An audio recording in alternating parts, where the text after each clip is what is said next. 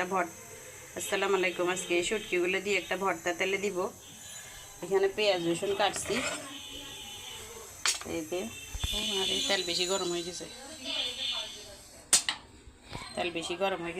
পেঁয়াজ রসুনগুলো এখন তেলে দিয়ে দিয়েছি।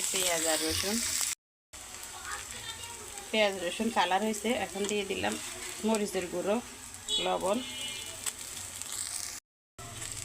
হলুদ দিয়ে দিচ্ছি একটু করে।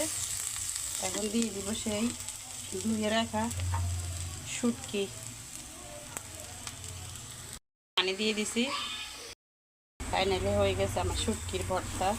তবে সেটাকে শুটকির মরিচ কোলা বলে, চাপা শুটকির মরিচ কোলা। চাপা শুটকির ভর্তা দিয়ে এখন ভাত খাবো। কালারটা কত সুন্দর আসছে দেখুন। বিসমিল্লাহ।